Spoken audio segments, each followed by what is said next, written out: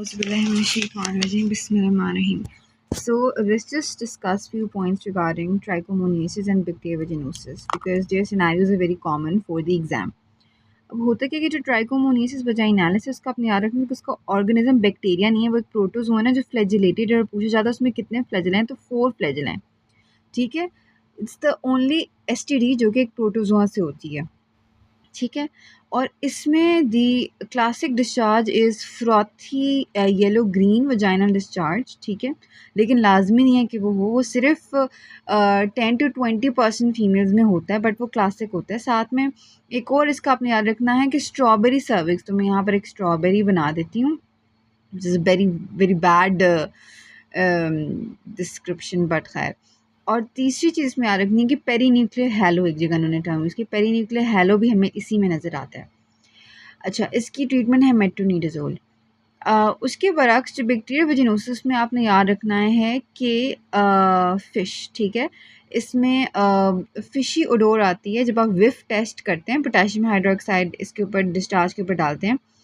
अच्छा, बैक्टीरियल वजिनोसिस के लिए आपने याद रखना है कि ठीक है, गार्डिनेला जो है वो उसका ऑर्गेनिज्म है, बट ये किसी एक स्पेसिफिक ऑर्गेनिज्म से नहीं होती.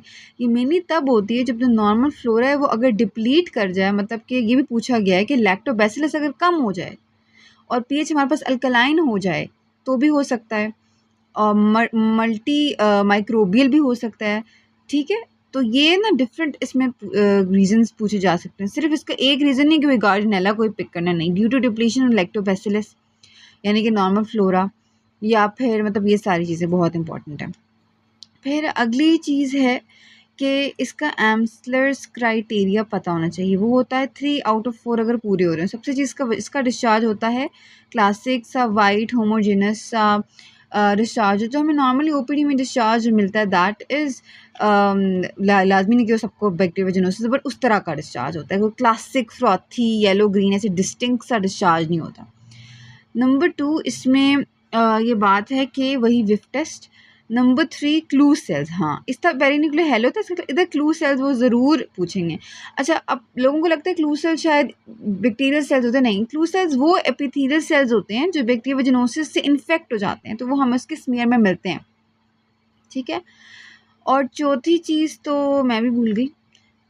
एक था डिस्चार्ज, दूसरा था विफ टेस्ट. हाँ, और पीएच जो है वो अल्कलाइन हो जाएगा.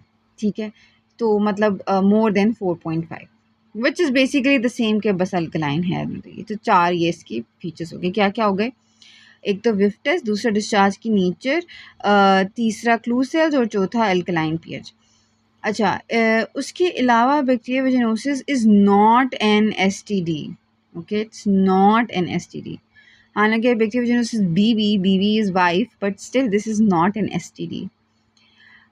तो ये पॉइंट्स बताने चाहिए. ठीक है, अब एक और बात कि ट्राइकोमोनियसिस के लिए हम वेट स्मीयर करते हैं. ठीक है, यानी कि अगर आप ड्रॉप ऑफ सलाइन डालेंगे माइक्रोस्कोपी पे तो वो इसके लिए मतलब हम यूज़ करते हैं. एक और चीज़ होनी चाहिए कि बैक्टीरियल वजिनोसिस के लिए एक होता है हे आइसन क्राइटेरिया. ये पता, बस ये इसकी डिटेल नहीं बस पता चाहिए कि किसके लिए यूज़ होता है. दूसरी चीज़ होता है न्यूजेन स्कोर, इसके लिए यूज़ होता है.